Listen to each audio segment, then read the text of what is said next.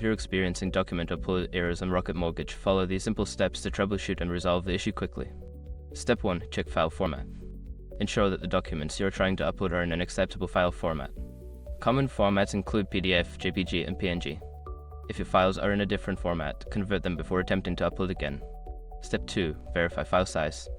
Confirm that the size of each document does not exceed the maximum limit set by Rocket Mortgage. If your files are too large, consider compressing them or splitting them into smaller files. Step 3. Clear browser cache.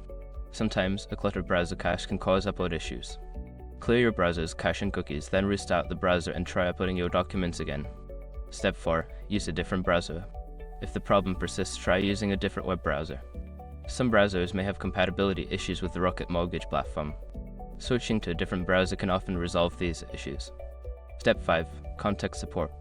If none of the above steps work, reach out to Rocket Mortgage customer support for assistance. They can provide specific guidance and help troubleshoot any ongoing issues with document uploads. By following these steps, you should be able to resolve document upload errors on Rocket Mortgage quickly. If problems continue, don't hesitate to seek help from customer support.